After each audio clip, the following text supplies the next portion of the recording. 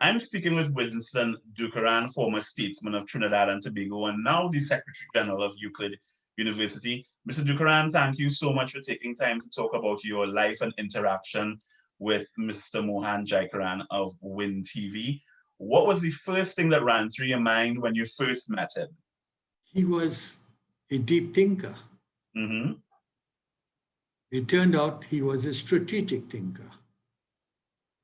It turned out when I began to hear about his own life that he was a person not afraid to take on new challenges. It turned out, as I got to know him a bit more, that he was also an entrepreneur. And he was a risk taker. But I also learned in the process that he was able to work towards a vision that was in his mind, a vision that was attainable, but a vision that many of his associates and colleagues and friends thought was beyond reach. But Mohan Jaikaran never felt so. And the conversations I've had with him over the time have always confirmed in my view that here is a man with a dream and a vision, and that he was pursuing it, using all his own innate talents to so do. His vision was not a vision only for himself. We all have to work for our own beings. His vision was a vision for the society at large. Yeah. And in that sense, I remember him speaking to me about his idea for WIN TV. Itself was a great challenge which he accepted. And I must admit, that's when I met him. And your good self, as you reminded me earlier. Yeah. It was not easy to enter into that world, that almost strange world in our country, Trinidad and Tobago. But he took the plunge. And during his period, built a formidable institution that became so much admired by the people and provided an avenue for the expression of the ordinary views and the ordinary culture of the people. Mm-hmm. For that, I admired him.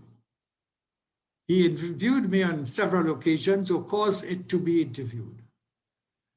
And obviously, what prompted my interview was all his politics. But what really was the content of my interview was nation building. And I looked upon him with different eyes.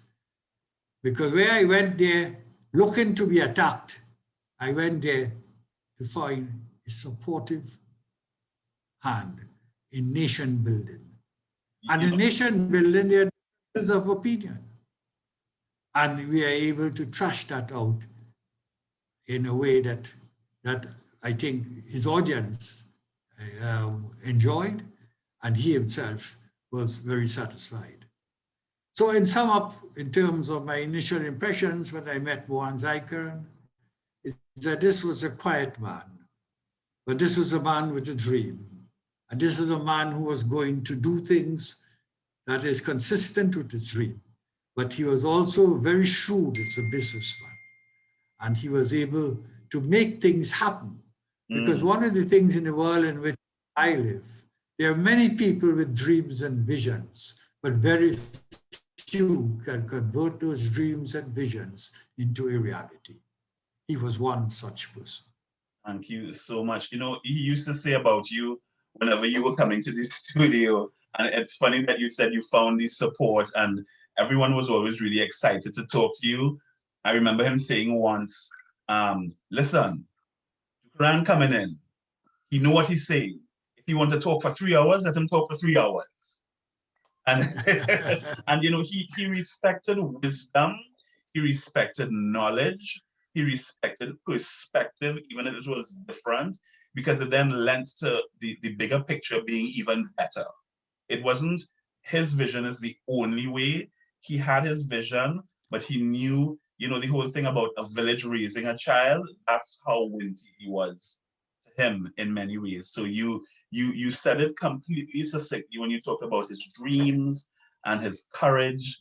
You know, a lot of people have said the same thing. So clearly that touched everyone when they met him, what he felt Win TV could do and accomplish. And not just Win TV, all of his other cultural endeavors as well, that he felt that there was a place in the national psyche for our understanding of culture and its importance, appreciating, you know, as they like to say, we own thing.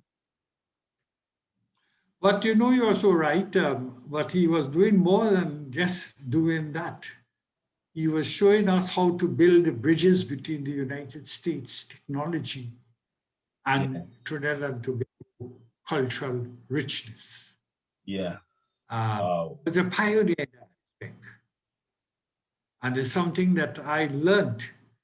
And it is really part of the new economic strategy that we need to it in different ways. He was doing it in the field of culture, he's doing it in the field of media, but he was showing how to link these countries together and to use the technology you have in the United States and the market and the cultural goods we have to give it a global product. So in a way, he was building what the new world was going to be. Yeah. And he may not be able to express it the way that I have now in retrospect expressed it. But I think this is what he was on, the path that he was on. Winston Dukaran on his words about Mohan Jaikaran. Thank you so much. A lot of opportunities for business in Trinidad, but there's still a few things Trinidad government has to do to make it more, accessible.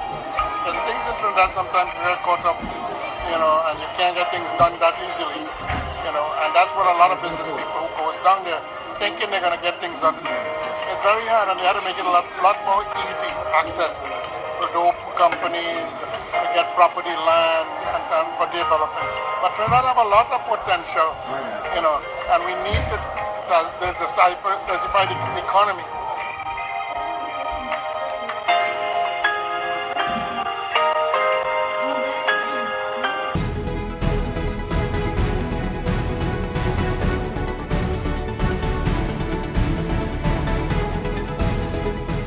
As we continue to discuss the legacy of Mohan Jaikaran, Laverne McGee, an Emmy-winning, not just journalist, but an Emmy-winning journalist, has her memories of him that she can share with us.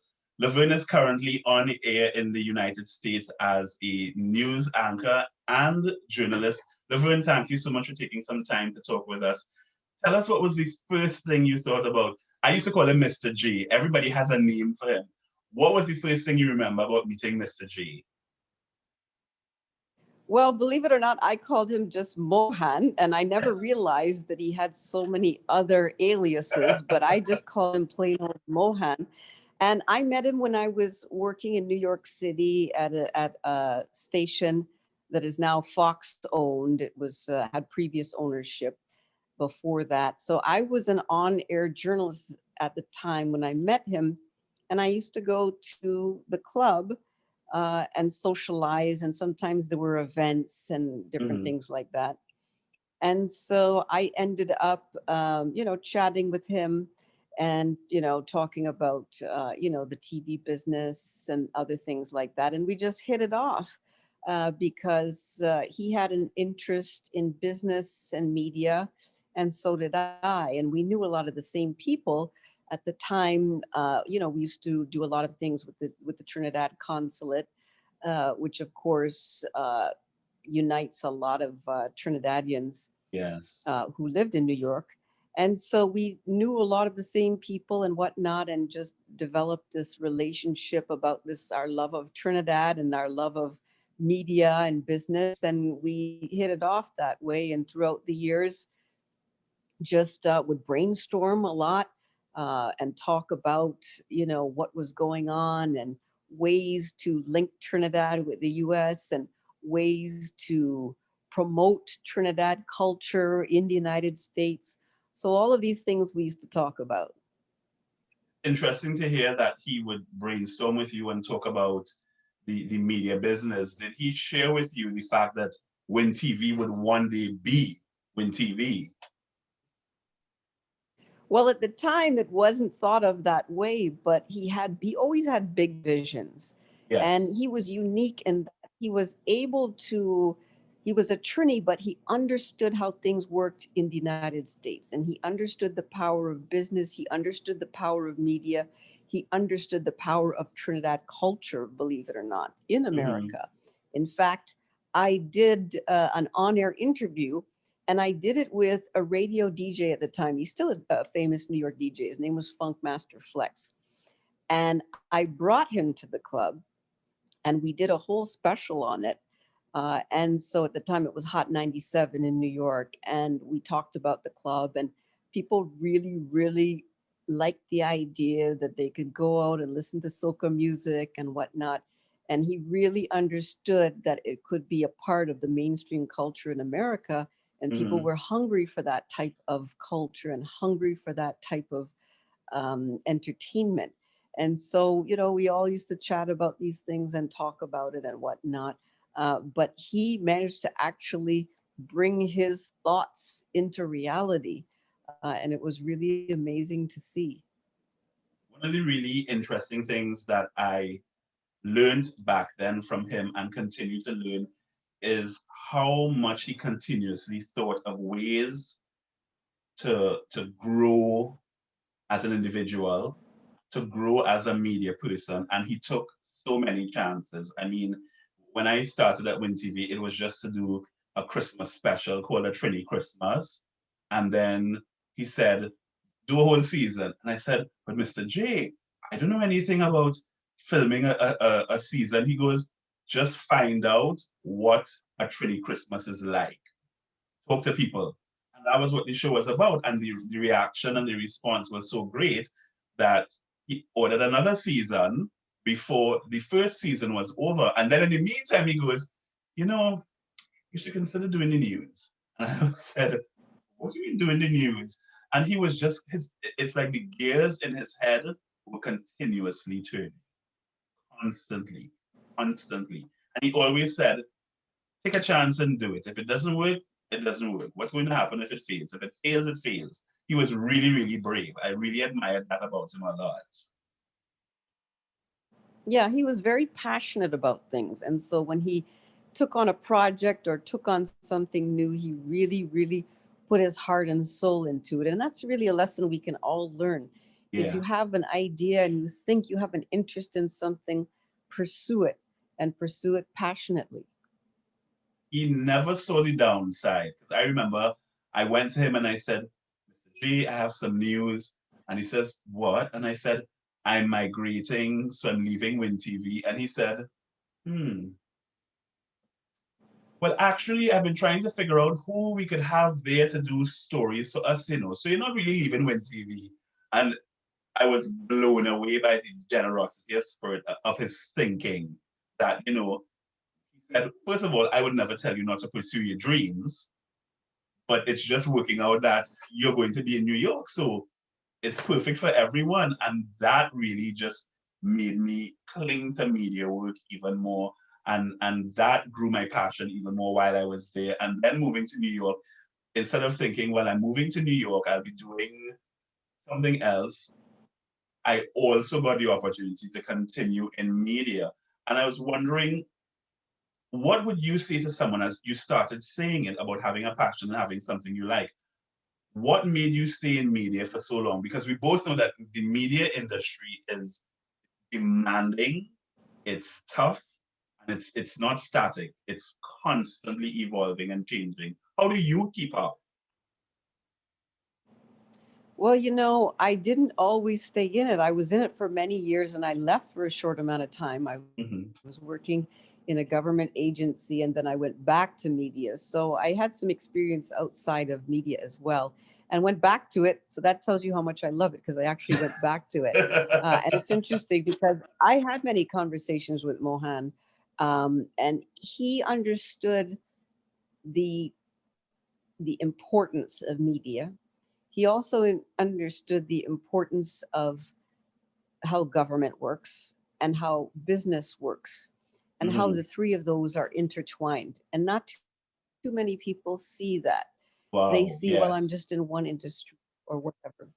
And I think that was another reason why we had, we had a good, strong business relationship in terms of that, because we both understood that dynamic, whereas a lot of people saw those as three different areas, and we saw the interconnection between it.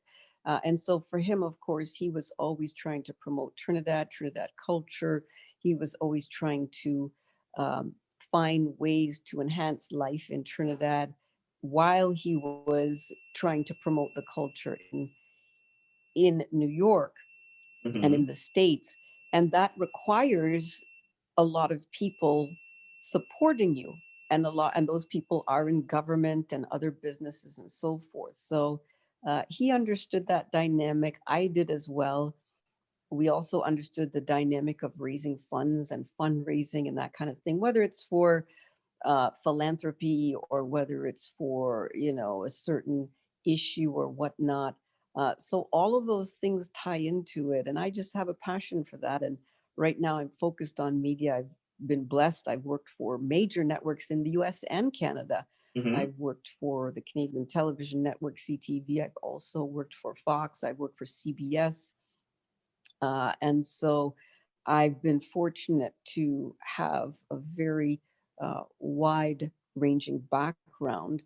And we would see each other at special events. The consulate in Trinidad, the Trinidad and Tobago consulate in New York would always have different events and Mhm. functions and bring up people from Trinidad and have cultural events. And of course, the carnival, West Indian Day Carnival in Brooklyn, all of those things which bring out media people, business people, and elected officials. So these circles are traveling together, and our common goal is promoting Trinidad and promoting ourselves and our talents and the country and the culture and those sorts of things. Thank you so much, Lorraine. It's a wonderful, wonderful opportunity to hear your story, and yours is so varied because it's in Canada, it's Trinidad, it's the US. What's the one thing you think you walking away from everything that you've done so far? What's the one most important lesson you've learned that's good to do? And what's the one most important lesson you've learned not to do? It's Putting you on one the and the spot. same lesson. Don't burn bridges because you don't know who you're going to see again. Honestly, it's Perfect. amazing. The world is much smaller than you think. And sometimes people come across in your path, and they show up years later in your life. Like I said, Mohan is somebody who is someone who I didn't see on a regular basis, but he kept showing up on a regular basis. Sometimes we go a long stretch without not seeing or talking to each other. But Mhm. when you have these, when you have people who have the same sort of strong passions and whatnot, you just never know. So relationships are so important no Yeah. matter what industry you're in. And that's the one thing I can say about Mohan. He was really good at developing relationships and keeping relationships and keeping strong ties to people, both in Trinidad and Canada and the United States. And that wasn't easy when he first began because we didn't Mhm. have the luxury of Zoom and And technology. Instagram and all that stuff. Technology. He was really ahead of his time in that sense. So true. And your one most important lesson to do, To do, to always remember well, to like I said, do. yeah, always remember to be grateful and try to look at the big picture. Ah, Try not to focus on the things that have gone wrong, but the things that have gone right. And yeah. keep that positive mentality, keep that positive frequency, that positive vibration, and never feel like you are a failure. Everybody has a talent and they're good at something. Yes. Vern McGee, Emmy Award-winning news journalist and news anchor. Thank you so very much for sharing your memories with us. Stay tuned. There's so much more to come.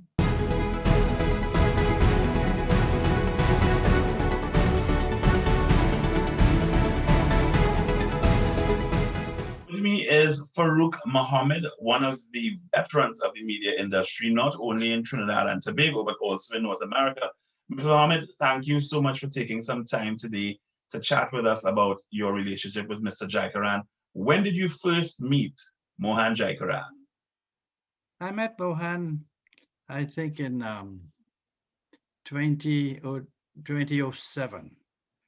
I was in Trinidad and I went and visited the station and I had a long chat with him.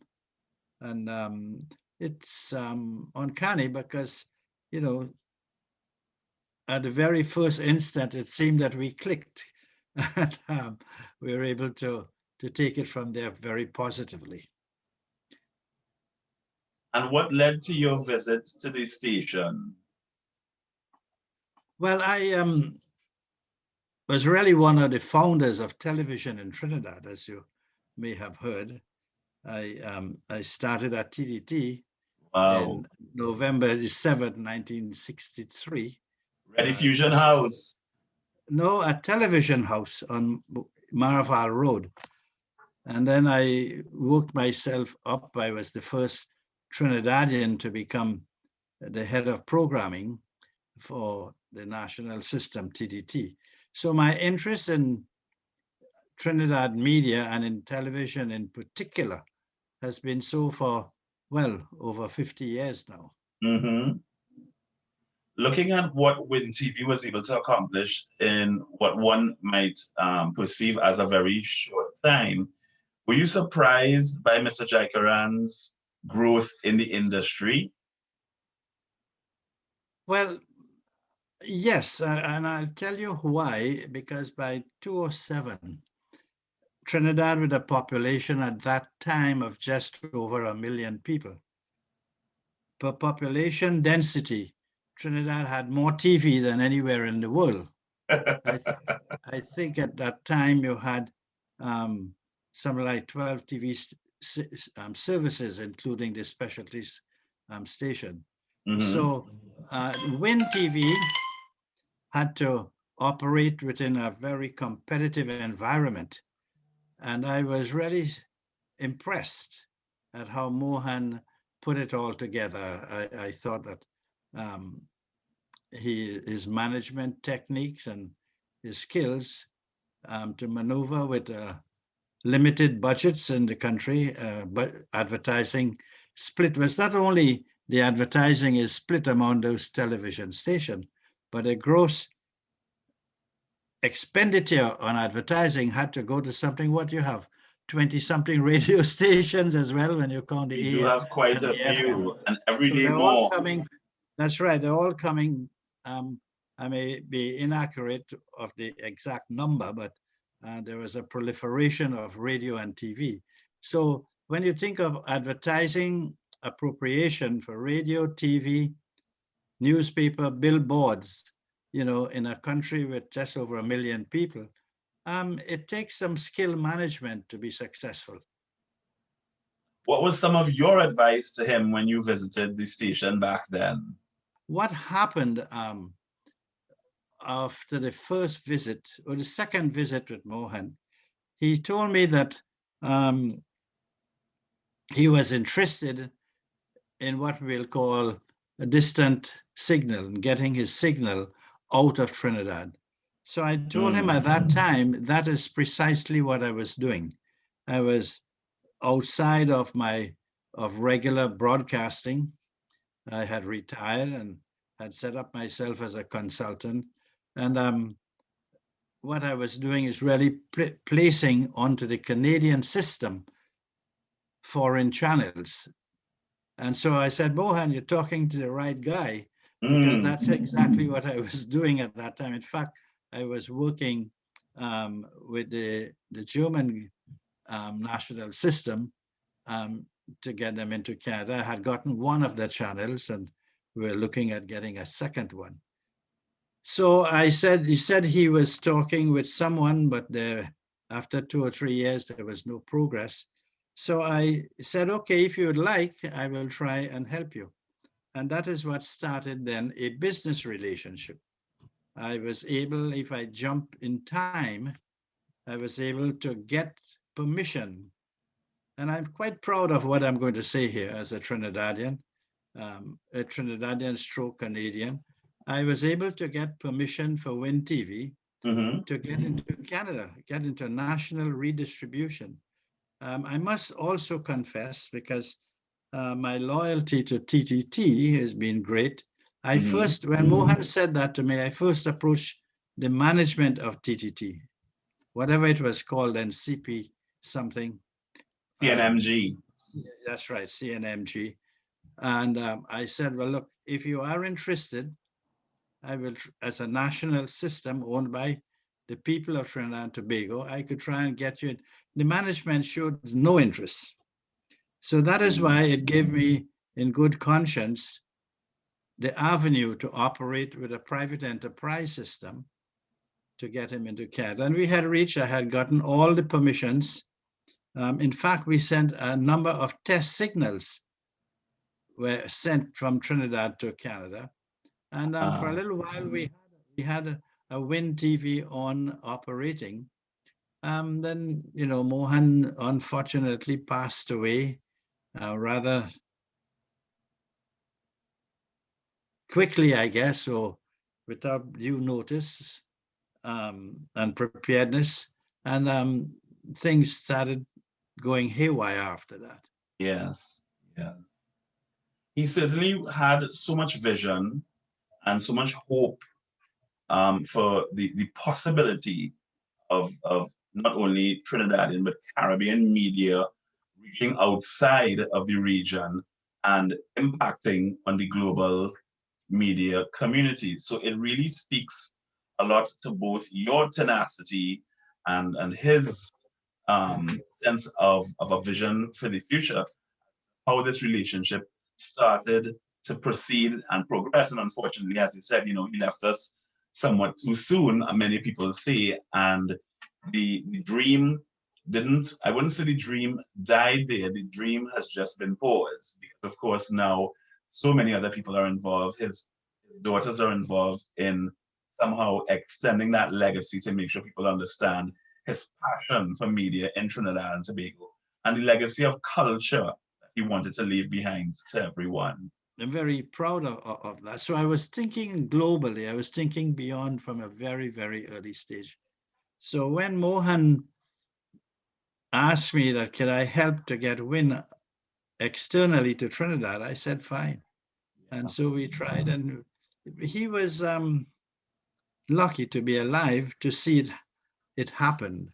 What he was unlucky to be able to do was to see the service really establish itself and grow. Yeah. But that was the point where we were at when he passed away. Farooq Mohammed, thank you. Other things have happened. It's unfortunate that Win lost its license. I don't want to get into all the reasons, right, and for that. But then that kind of stopped the project because Win was no longer operating as a licensed radio or TV station. Yes. Farooq Mohammed, thank you so very much for your thoughts and sharing your own experiences with Mohan Jaikaran.